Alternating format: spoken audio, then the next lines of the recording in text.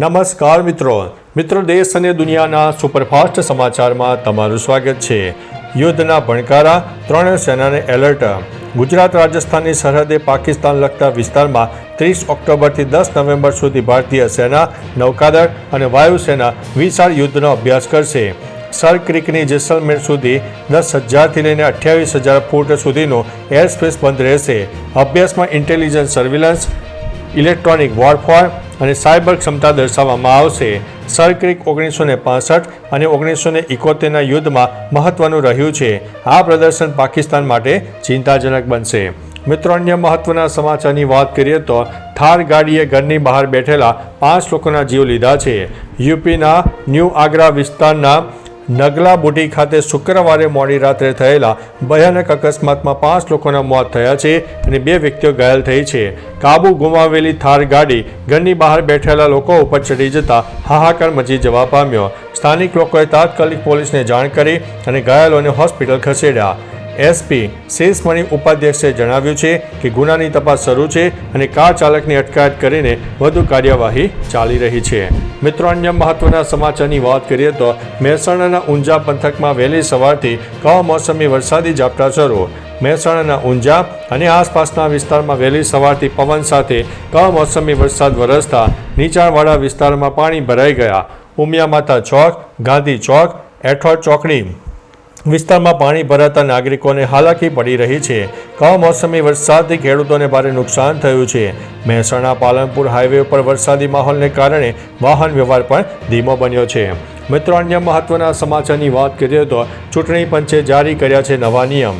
ચૂંટણી પંચે એઆઈથી બનેલી ખોટી અને ભ્રામક માહિતીના જોખમ સામે નવી એડવાઇઝરી જારી કરી છે। તમામ રાજકીય પક્ષોને એઆઈથી બનાવેલી અથવા તો બદલેલી ઇમેજ, ઓડિયો અને વિડીયો ઉપર સ્પષ્ટ લેબલ લગાવવા ફરજિયાત કહ્યું છે, જે દેખાતા વિસ્તારમાં ઓછામાં ઓછા 20% ભાગને આવરી લેવું પડશે। 3 કલાકમાં ખોટી સામગ્રી હટાવવી પડશે અને જવાબદાર વ્યક્તિ અને સંસ્થાનું નામ પણ દર્શાવવું પડશે। આ નિયમો તાત્કાલિક અસરથી અમલમાં આવ્યા છે। મિત્રો, અન્ય મહત્વના સમાચારની વાત કરીએ તો હવામાન કેવું રહેશે? અરબી સમુદ્રમાં બનેલી ડિપ્રેશન સિસ્ટમ અને લો પ્રેશરની અસરને કારણે રાજ્યમાં 1 નવેમ્બર સુધી કમોસમી વરસાદની શક્યતા રહે છે। હવામાન વિભાગની માહિતી અનુસાર દક્ષિણ ગુજરાત, મધ્ય ગુજરાત, સૌરાષ્ટ્ર અને કચ્છમાં હળવાથી મધ્યમ વરસાદની શક્યતા છે। સમુદ્ર કિનારાના વિસ્તારોમાં તીવ્ર પવન 40થી 50 કિલોમીટર પ્રતિ કલાકની ઝડપે ફૂંકાઈ શકે છે। આ દરમિયાન માછીમારોને દરિયો ન ખેડવાની સલાહ પણ આપવામાં આવી છે। મિત્રો, અન્ય મહત્વના સમાચારની વાત કરીએ તો ટ્રમ્પે રાષ્ટ્રપતિ ઉપર લાદ્યો છે પ્રતિબંધ। ટ્રમ્પે કોલંબિયાના રાષ્ટ્રપતિ ગુસ્તાવો પેટ્રો, તેમની પત્ની અને ગૃહપ્રધાન અરમાન્ડો અલ્બર્ટો પર પ્રતિબંધ લગાવ્યો છે। આ પહેલાં અનેક તસ્કરીના આરોપોએ તેને નિશાન બનાવ્યું છે। અમેરિકાના નાણામંત્રી સ્કોટ બેસલ્ટે પણ જણાવ્યું છે કે પેટ્રોએ કોલરને પ્રોત્સાહન આપ્યું હતું ગુના માટે અને તેનું નિયંત્રણ નથી કર્યું। ટ્રમ્પે જણાવ્યું છે કે અમેરિકા પોતાના દેશમાં આવી તસ્કરીઓ સહન નહીં કરે અને તેની સામે કડક પગલાં લેવામાં આવશે। મિત્રો, અન્ય મહત્વના સમાચારની વાત કરીએ તો ભાજપની મોટી ઐતિહાસિક જીત। જમ્મુ કાશ્મીરમાં આર્ટિકલ 370 હટાવ્યા બાદ યોજાયેલી પ્રથમ રાજ્યસભા ચૂંટણીમાં ભાજપે ઐતિહાસિક જીત મેળવી છે। ભાજપના સતપાલ શર્માએ 4થી બેઠક જીતતા નેશનલ કોન્ફરન્સના ઉમેદવાર ઇમરાન નબીને દારને હરાવ્યા છે। શર્માએ 32 મત મળ્યા છે, જ્યારે નબીને 22। બીજેપી પાસે 28 ધારાસભ્યો હોવા છતાં 4 વધારાના મત મળ્યા છે, જેથી ક્રોસ વોટિંગની અટકળો વધી છે। એનસીએ 3 બેઠકો જીતી છે। ચૌધરી રહેમાન, સજ્જાદ કિચોલુ અને સમી ઓરેબાઈ વિજેતા બન્યા છે। મિત્રો, અન્ય મહત્વના સમાચારની વાત કરીએ તો જય મહાદેવના નારા સાથે સોમનાથ ધામ ગુંજી ઉઠ્યું। દિવાળી, મિની વેકેશન અને વિક્રમ સંવત 2082ના શુભ અવસરે વિશ્વ પ્રસિદ્ધ સોમનાથ ધામમાં પ્રવાસીઓનું ઘોડાપુર ઉમટી પડ્યું છે। જય મહાદેવના નારાથી મંદિર ગુંજી ઉઠ્યું છે। ભક્તોએ મહાદેવને શીશ ઝુકાવીને ધન્યતા અનુભવી। ટ્રસ્ટના તમામ ગેસ્ટ હાઉસ, હોટેલ અને વિશાળ પાર્કિંગના વિસ્તારો હાઉસફુલ થઈ ગયા। મંદિર ટ્રસ્ટ અને પોલીસ તંત્ર દ્વારા સુરક્ષા અને સુચારુ દર્શન માટે સંકલિત વ્યવસ્થા ગોઠવવામાં આવી છે। મિત્રો, અન્ય મહત્વના સમાચારની વાત કરીએ તો રાજકોટના જેતપુરમાં મેળામાં રાઈડ તૂટી પડી। દિવાળી નિમિત્તે જેતપુરમાં રોટરી ક્લબ દ્વારા આયોજિત ફનફેર મેળામાં બ્રેક ડાન્સ રાઇડ તૂટી પડતા ગંભીર દુર્ઘટના સર્જાઈ છે. આ અકસ્માતમાં એક દંપતીને ગંભીર ઇજાઓ થતાં તેમને હોસ્પિટલમાં ખસેડવામાં આવ્યા છે. રાઇડ સંચાલકોની ગંભીર બેદરકારી અને સલામતીના નિયમોની અવગણના પર સવાલો ઉઠ્યા છે.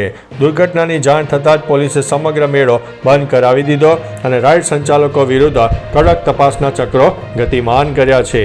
મિત્રો, અન્ય મહત્વના સમાચારની વાત કરીએ તો જાફરાબાદ બંદર પર 3 નંબરનું સિગ્નલ લગાવવામાં આવ્યું. ગુજરાતમાં હળવા વરસાદની આગાહી વચ્ચે અમરેલી જિલ્લાના જાફરાબાદ બંદર પર તકેદારીના ભાગરૂપે 3 નંબરનું સિગ્નલ લગાવવામાં આવ્યું. દરિયો તોફાની બને તેવી શક્યતાના પગલે માછીમારોને દરિયો ન ખેડવા સૂચના આપવામાં આવી છે. સમુદ્રમાં ડિપ્રેશનના કારણે સૌરાષ્ટ્રના દરિયાકાંઠાના વિસ્તારોમાં પવન સાથે વરસાદની આગાહી છે, જેના લીધે આસપાસની તમામ બોટ સુરક્ષિત રીતે બંદર પર આવી ગઈ છે. મિત્રો, અન્ય મહત્વના સમાચારની વાત કરીએ તો ઊંઝા બહુચરાજીમાં 1 થી લઈને 1.5 ઇંચ વરસાદ પડ્યો. રાજ્યમાં કમોસમી વરસાદની આગાહી વચ્ચે ગઈકાલે વહેલી સવારે મહેસાણા, ઊંઝા, બહુચરાજી તાલુકામાં અચાનક વાતાવરણમાં પલટો આવ્યો. શિયાળાની શરૂઆતમાં જ કારતક મહિનામાં 1 થી 1.5 ઇંચ વરસાદ પડી ગયો, જેના કારણે અષાઢી માહોલ જામ્યો. નીચાણવાળા વિસ્તારો અને ઊંઝા રેલવે અંડરપાસમાં પાણી ભરાતા વાહન ચાલકોને મુશ્કેલી પડી હતી. કમોસમી વરસાદના લીધે ખેડૂતોમાં કપાસ, રાયડો, કઠોળ જેવા પાક નિષ્ફળ જવાની ચિંતા પણ ફેલાઈ છે. મિત્રો, અન્ય મહત્વના સમાચારની વાત કરીએ તો ભારત રશિયન તેલ વિના પણ કામ ચલાવી લેશે. રશિયન તેલ નિકાસકારો રોજનેફ્ટ અને લુકોઇલ પરના યુએસ પ્રતિબંધોની ભારત ઉપર કોઈ અસર નહીં થાય. સરકારી તેલ કંપનીઓ Indian oil, Bharat petroleum, Hindustan petroleum વધેલા ખર્ચને સહન કરવામાં સક્ષમ છે અને આ પ્રતિબંધો 21 નવેમ્બરથી અમલમાં આવશે. તે પહેલાં રિલાયન્સ ઇન્ડસ્ટ્રી લિમિટેડની રિફાઇનરી પણ તૈયારી થઈ જશે. આમ ભારત રશિયન તેલ વિના પણ કામ ચલાવી શકે છે. મિત્રો, અન્ય મહત્વના સમાચારની વાત કરીએ તો સોનાના ભાવની ખતરનાક ભવિષ્યવાણી.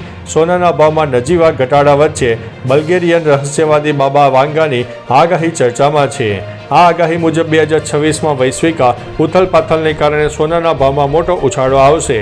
આ ઉછાળો 25 થી 40% જેટલો હોઈ શકે છે, જેના પગલે વિશ્વમાં મંદીનો માહોલ ઊભો થશે. આ આગાહીને પગલે રોકાણકારોમાં ચિંતા વધી છે. મિત્રો, અન્ય મહત્વના સમાચારની વાત કરીએ તો અમદાવાદમાં છઠ પૂજાની વિશેષ તૈયારીઓ જોવા મળી. છઠ પૂજા ગઈકાલથી શરૂ થઈ, જેના પ્રમુખ દેવતા સૂર્યદેવ છે. વૈદિક કાળના પ્રથમ દેવતા મનાતા સૂર્યને હિરણ્ય ગર્ભ પણ કહેવાય છે. અમદાવાદમાં ઉત્તર ભારતીય લોકો દ્વારા સાબરમતી રિવરફ્રન્ટ પર ઇન્દિરા બ્રિજ પાસેના ઘાટ પર છઠ્ઠ પૂજાની વિશેષ આયોજન કરવામાં આવ્યું છે. મોટી સંખ્યામાં શ્રદ્ધાળુઓ એકઠા થશે, જેના માટે કોર્પોરેશન દ્વારા સફાઈ અને અન્ય તૈયારીઓ કરી છે. આ પ્રસંગે મુખ્યમંત્રી હાજર રહેવાની પણ સંભાવના છે.